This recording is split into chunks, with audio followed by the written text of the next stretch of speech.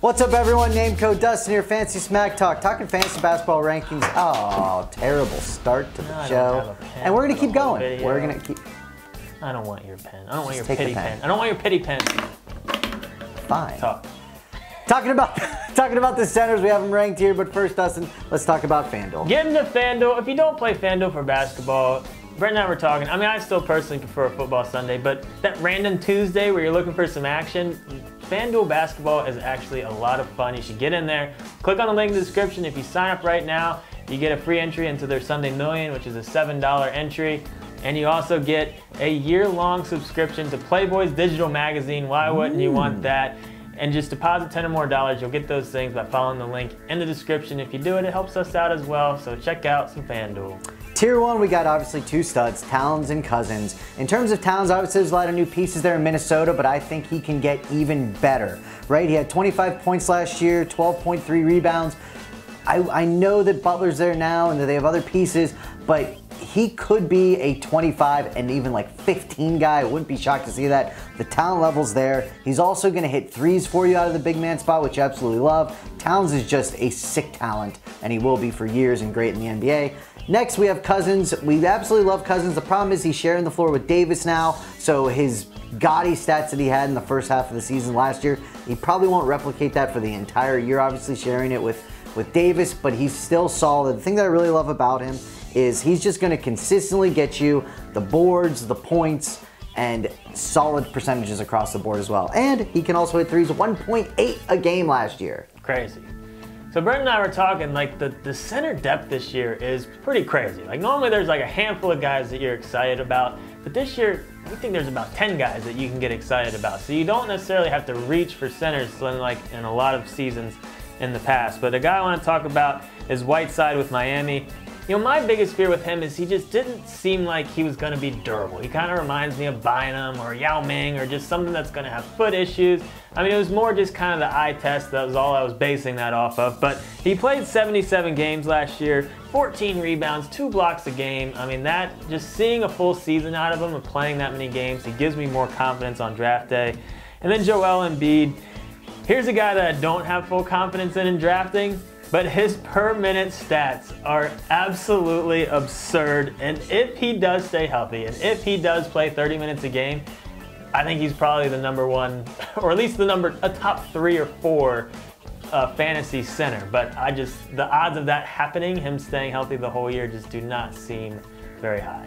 So we move into Tier 3, I want to first highlight Al Horford. Now, there's a lot of new pieces also there in Boston, and Horford's kind of a guy in fantasy that I feel often gets overlooked, and his numbers aren't gaudy by any means. 14 points, about 7 rebounds a game, and some of the thoughts are that with all these new pieces coming in, he's going to get even less, but actually it should open up even more for him. I really like him in the pick and pop game with Kyrie Irving that they'll probably have. So to me, Horford, while I'm not reaching by any means, he's the type of guy that I think is going to fall in a draft, and if he does, he's a fine guy to scoop if he's fallen. Next I want to talk about is Deandre Jordan. No Chris Paul. Does that mean he's even going to score? Because all he does is alley-oop dunks. Of course he's still going to score. Of course he's still going to have a good percentage. And of course he's still going to get a ton of rebounds. So with CP3 gone, it does hurt him a little bit, but DeAndre is still an offensive rebound machine in putbacks, so his numbers might go down slightly in terms of offensive percentages or output, but don't discount him so far just because Chris Paul isn't there.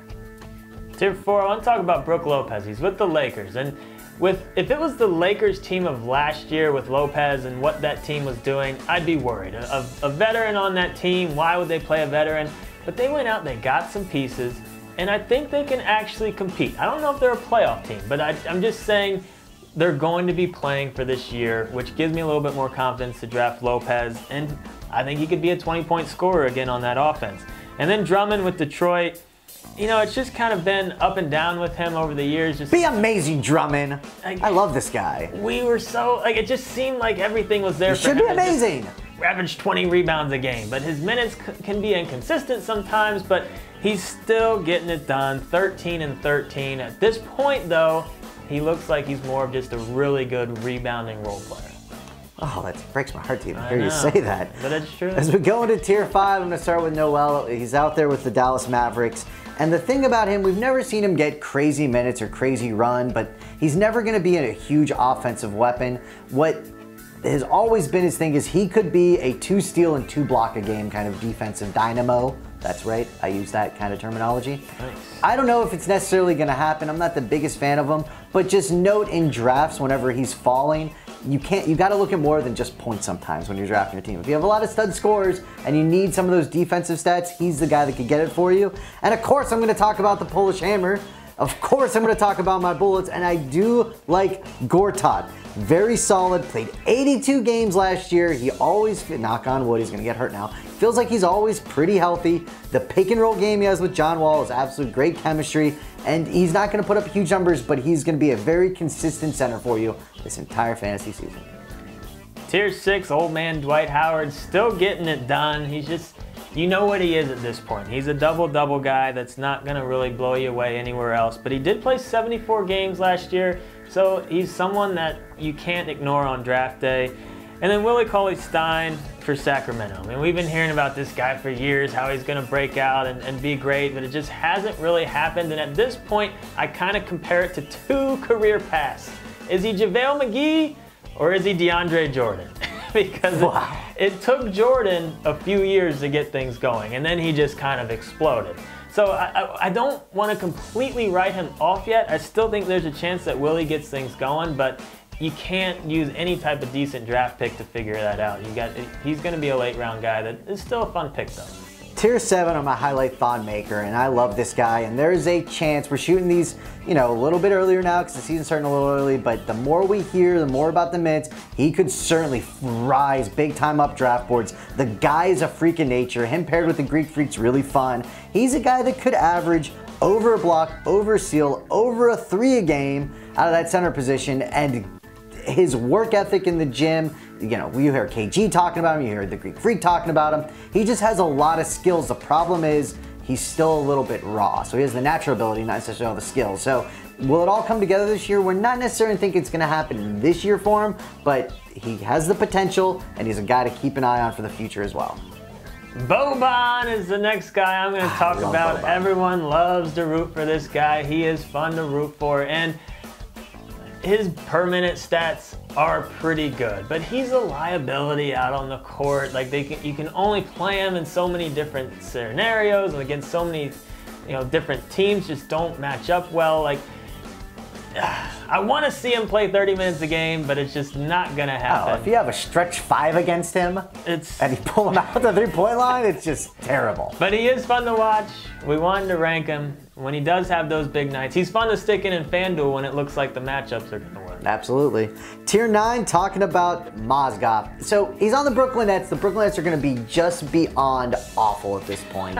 I don't know how many minutes he's gonna get. He's kind of our Mr. Irrelevant in the center tiers, but he should be starting. It doesn't mean he's necessarily gonna play a lot of minutes though. So don't think, oh, I got a starting center here in the 7th round. That's a terrible pick. Just putting it out there. So there's our big man. Click on the link in the card to check out our updated rankings. We'll be updating them throughout the preseason as injuries, everything happen. Subscribe to our channel. Check out all our other videos. No, no, no. No, no, no.